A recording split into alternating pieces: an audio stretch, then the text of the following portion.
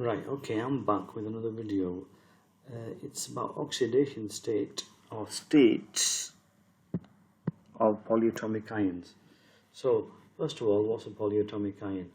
It's two elements bonded together that are ionized, either they have a negative or positive charge. Okay, so an example would be, let's have a look at, let's write down a few polyatomic ions. Carbonate, sulphate. I'm not putting the charges on here just yet because we're going to work these out. Let's look. So we've got carbonate, sulphate, phosphate, okay, and let's say nitrate. 4. Let's work out each one. And the first thing I'd like you to do is, let's look at carbonate.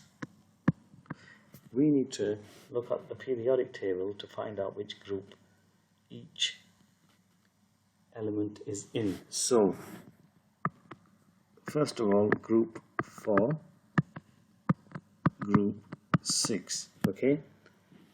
We've established carbon in group 4, oxygen is in group 6, okay? Now, the next step is we need to know which is the most electronegative of the two elements. This happens to be oxygen. Now, oxygen will be negative in terms of oxidation state in this situation. That means that oxygen could have a +6 or a -2 oxidation state. Because it's going to be negative, it's going to have the -2.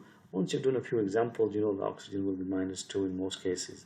So now we know oxygen is -2. This means carbon has to be positive. It's in group 4, so it's going to be +4.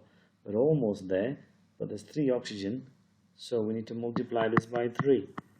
So that equals -6.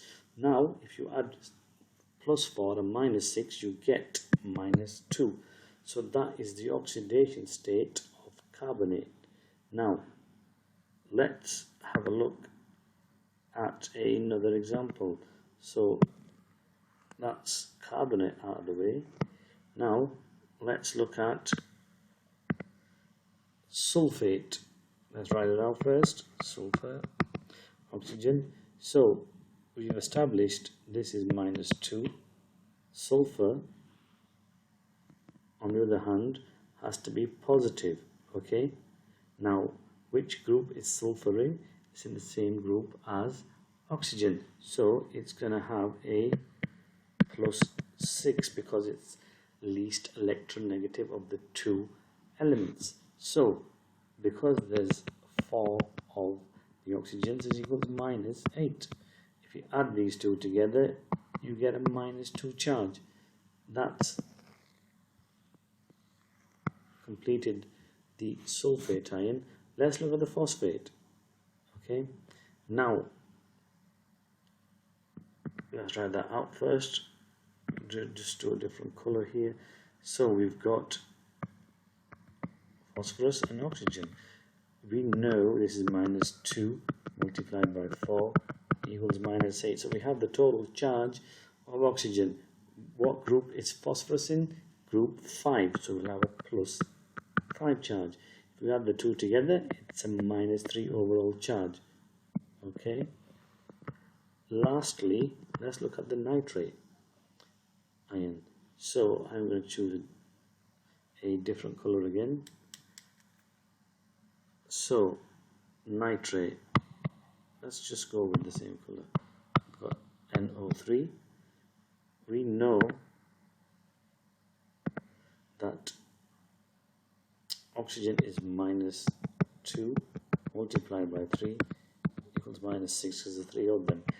Nitrogen is in group 5, so it's going to have a +5 charge, just like phosphorus.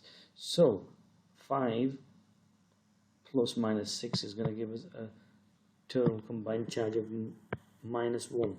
We don't need to write the 1 there. So there are 4 examples of how to calculate oxidation states of polyatomic ions. So the first thing you do, you look at what group each element's in. Then you decide which is the most electronegative, that will be the negatively charged, and then you combine the two together to get the overall charge. Okay guys, I hope that helped.